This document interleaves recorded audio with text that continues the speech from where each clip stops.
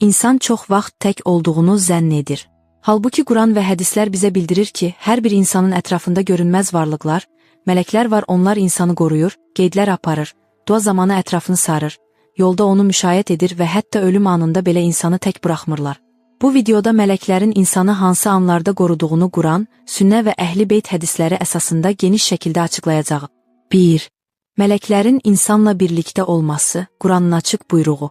Qaf surəsi 17-18 ayələr insanın sağında və solunda iki gözlü mələk oturur. İnsan bir söz deməz ki, onun yanında hazır gözətçi mələk olmasın. Bu ayə həm sünni, həm şiə təfsirlərində insanın daim mələklər tərəfindən müşahidə olunduğu kimi izah edilir. Bu gözcü mələklər həm də insana zərər toxunmamasında rol oynayırlar. 2. Hifz mələkləri, insanları qoruyan mələklər. Quran Rəd surəsi 11, insan üçün önündən və arxasından Allahın əmri ilə onu qoruyan mələklər var. Bu ayəyə görə insanın ətrafında hifz mələkləri adlı qoruyucu mələklər var. İbn Abbas rəvayət edir, Allah insanı qoruması üçün mələklər təyin etmişdir. Onlar qəzalardan, bəlalardan və cinlərin şərindən onu qoruyarlar. İmam Cəfər Sadiq buyurur, əgər insanın ətrafındakı qoruyucu mələklər olmasaydı, şeytan onu bir an belə rahat buraxmazdı. Hər iki mənbə təsdiqləyir, insan görünməz bir qoruma ordusu ilə əhatə olunub. 3. Qəza və bəla anında mələklərin müdaxiləsi.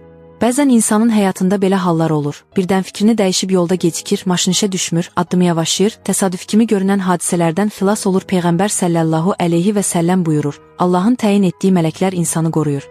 Qəza, Allahın yazdığı dəqiq ana çatarsa, mələklər qorumağı dayandırır. İmam Əli əleyhissalam buyurur, bəzən insan bəlaya çatmasın deyə mələklər onu yolundan saxlayır. Bunun mənası, əgər başına gəlməsi mümkün olan bir hadisədən dönmüsənsə, çox vaxt bu ilahi müdaxilədir. 4. Namaz qılan insanın ətrafını mələklərin sarması. Namaz, qoruyucu mələklərin ən çox toplandığı anlardan biridir.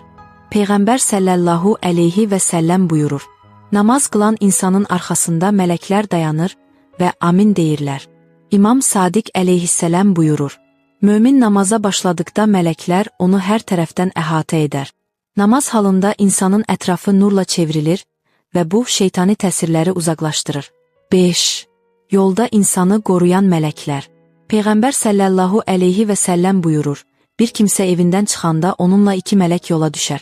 Biri sağında, biri solunda onu qoruyar. İmam Sadiq əleyhissalam buyurub, mömin evindən çıxarkən onu qoruyan mələklər yanındadır. Ona görə yolda qəzadan dönmək, başqa yol seçmək çox vaxt görünməz yönləndirmədir. 6. Yuxu zamanı mələklərin qoruması. Quran Zümər surəsi 42-ci ayə. Allah insanların canlarını yuxu zamanı alır. İbn Kəsir təfsirində yazır, insan yuxuda ikən onun qoruyucu mələkləri onu müşahidə edər. İmam Baqir əleyhissalam buyurur, insan yuxudadırsa, mələklər onun bədənini qoruyar. Bu səbəbdən bəzən kabus və qorxu hiss etsək də, zərər görmürük, çünki qoruyucu mələklər müdaxilə edir. 7. Evdə Quran oxunan zaman mələklərin çoxalması. Peyğəmbərimiz buyurur, Quran oxunan evdə mələklər çoxalar, şeytanlar isə qaçar. İmam Sadiq əleyhissalam buyurur, Quran oxunan ev göylərdən ulduz kimi görünər. Yəni belə evdə qoruyucu mələklərin sayı artır. 8. Dua edən insanın ətrafında mələklərin dayanması. Peyğəmbər salavatullah buyurur, dua edən kimsənin başı üzərində mələklər dayanır və amin deyərlər. İmam Sadiq əleyhissalam buyurur, dua zamanı insanın ətrafını nurdan olan mələklər bürüyər. Dua zamanı bədəndə hiss olunan yüngüllük mələklərin təsiridir. 9. Uşaqları qoruyan mələklər. Peyğəmbər sallallahu əleyhi və alihi və səlləm buyurur, uşaqlara xüsusi mələklər təyin olunmuşdur. İmam Sadiq əleyhissalam buyurub, uşaqların mələkləri onları heç vaxt tərk etməz. Uşaqların möcüzəvi şəkildə qəzadan qurtulması bunun nümunəsidir. 10. Şeytanın təsirindən qoruyan mələklər. Quran Ənam surəsi 112-ci ayə. Biz insan və cin şeytanlarını onlara düşmən etdik. Peyğəmbər sallallahu əleyhi və səlləm. İnsanın sağında onu şeytanın zərərindən qoruyan bir mələk vardır. Şiə mənbə, İmam Sadiq, möminin yanında onu vəsvəsədən qoruyan mələk durur. Bu səbəbdən insan bəzən günaha yaxınlaşır, amma içində bir səs onu saxlayır. Bu, qoruyucu mələyin ilhamıdır. 11. Ölüm anında mələklərin insana kömək etməsi. Quran. Nəhl surəsi 32-ci ayə. Mələklər möminlərin canını alarkən, qorxmayın, qüssələnməyin deyərlər.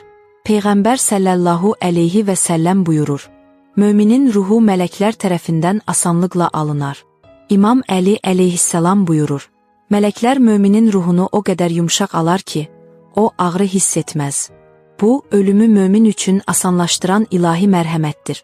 Nəticə Quran, sünnə və əhl-i beyt rəvayətlərinin hamısı eyni həqiqəti təsdiqləyir, insan tək deyil. Onun ətrafı hər an mələklərlə doludur. Qəza anında, yuxuda, namazda, duada, evdə, yolda, şeytani təsirlərdən qorunarkən. Allahın əmri ilə fəaliyyət göstərən mələklər insanın hər an yanındadır. Bu həqiqəti bilmək insanın qəlbinə güvən və arxayınlıq gətirir. Allah öz bəndəsini heç vaxt tək buraxmır. Unutmayın, heç vaxt tək deyilsiniz. Allahın mələkləri hər an sizin yanınızdadır. Allah hər birinizi öz rəhməti ilə qorusun. Allah sizi mələklərin himayəsində saxlasın. Hər bir addımınız xeyrə, hər bir yolunuz nur içində olsun. Dinlədiyiniz üçün təşəkkür edirəm.